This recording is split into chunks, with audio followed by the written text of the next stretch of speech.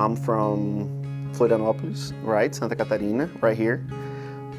Even though I lived a lot of my life out of here, but still, this is where I'm from. I love this city, and this is where I was born, and I lived my childhood years and my teenage years. So I was born into a Christian family. My father was a head of congregations, and he later became a pastor. And my mother worked in the health department, and so she was always working. She was not really a housewife. I was born into it, but I didn't really understand it. I was there because that's all I knew, and for the first 16 years of my life, that's what I lived. But at the same time, perhaps I could say that I had a double life. Came to church time, I was there, singing in choirs. I was playing in a band, but that's all it was. It was just for show. When I turned 16, my dad moved to the States, to a small city near Miami. It's called Coral Springs. And so when I was 16 on to 17, I moved on up to live with him. My father was this rigid guy, a German guy, very, very hard-headed. And so he had this 16-year-old boy who he didn't know living with him, and he didn't know how to deal with me. And so because we did not have a strong communication, we never established a communication channel, I guess you would say, between the two of us. He didn't really know how to talk to me. And so I started going to friends for things, and then came the drugs.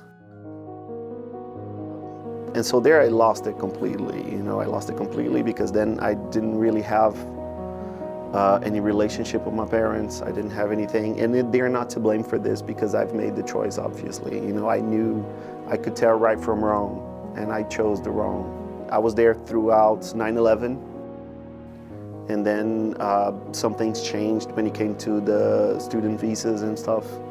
And so I had some complications there, and then I decided that I didn't want to be there anymore, and then I came back to Brazil by myself. I was working as a bartender because I knew that would get me easy access to whatever I needed. And then came the stronger drugs, and then came, all the parties and women and everything that comes with it, I remember this one time, it was perhaps 2, 3 o'clock in the morning, and I was in this really shady neighborhood, like the slums that like nearby. And I went there to get drugs because all my sources had, I couldn't get a hold of them. And then at that time, for some reason, I just started crying out for the Lord's hands to be unto me and to save me from whatever was coming. I knew that no one else at that time could protect me because who am I going to resort to? Because there was nothing there. You know what I mean? And then Jesus' name and Jesus' blood comes into my mind. I'm like, why am I thinking about this? Well, maybe because I know that right now, this is the only thing that could save me from whatever it is that I'm, feeling threatened by. And then this missionary, this woman, which was a woman of God, she came and she started talking to me, and then she's like, I'm feeling that you cannot leave here today without me praying for you, And then they started praying for me.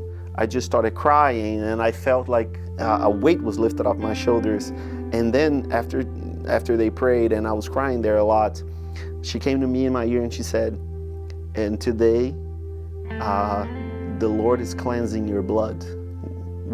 Your blood was rotten and was dirty, and today the Lord is cleansing your blood. And then I said, look, God, I gave up on that life. I'm gonna, live for you and do things for you. And then when I least expected, my wife happened in my life, and God put us together, and it has been amazing from that time, a guy that had no expectancy for future, no life expectancy for whatever it is, and now, I have a marriage, a happy marriage, a beautiful wife that loves me, that helps me, a wise woman of God that is through it all with me, has been through it all and will be to the end of the days till God comes and gets us. Now I know what love is, and now I'm able to love people and to look them in the eyes and say, look, man, there's more to life than this. To anyone who is watching now, is if you're a father, if you're a mother, if you have a family member, for that one special someone that God has picked out for you, don't give up. Continue, keep on, through it all, even though sometimes times are hard and sometimes you feel like just letting go and just don't. Just keep praying, keep waiting and hoping and putting everything in the Lord's hand, and He will just make it 1,000 times better than you could ever hope for.